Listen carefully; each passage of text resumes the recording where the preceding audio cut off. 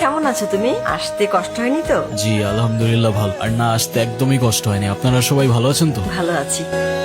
আরিয়ান, কে আরিয়ান? আপনি আরিয়ান না? আপনার মাথায় যদি কোনো সমস্যা না থেকে থাকে আই গেস আপনার কানে সমস্যা আছে। একটু আগেই তো বলে গেল আমার নাম। আমি কবির। ওইটা তো ওরা জানে, আসল পরিচয় দেন। আপনি কে? এদিকে আসেন। আমি অতৃপ্ত আত্মা, ভ্যাম্পায়ার। হ্যাঁ, কবির, উনি আমার চাচা।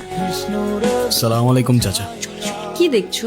সবকিছু কেমন যেন পরিচিত লাগছে। মনে হচ্ছে এখানে এই গ্রামে আমি আগেও এসেছিলাম। তাই নাকি? তো কবে এসেছো শুনি? জানি না। ও সব জানে, না জানলে ভান ধরছে। ওরে কি খাইয়া দিমু? এখন কিচ্ছু করতে হবে না, সময় সুযোগ মতো সবকিছু আমি দেখ, তুই খালি ওর দিকে নজর রাখ। ঠিক আছে স্যার। আপনার নাম কি আসলেই কবির?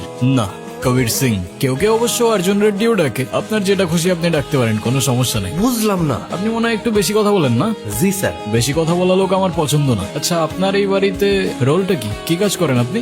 আমি ছোট স্যারের হিসাব করি। ও আচ্ছা।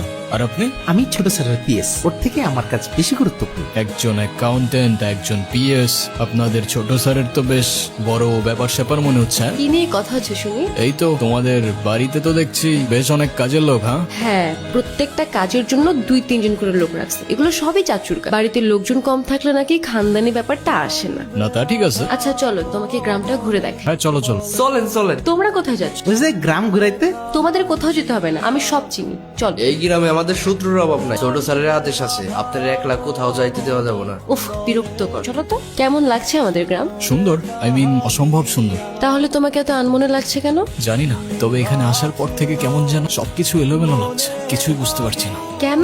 সেটাও জানি না। আচ্ছা আমাকে একটা কথা বলো তো, আমার ফেসের সাথে কি তোমাদের এখানে কারোর চেহারা মেলে? অবশ্যই মেলে। আমার চোখ শোকনের চোখ। কিন্তু দাদা, এক স্যার তো অনেক মানুষ আছে এই দুনিয়াতে।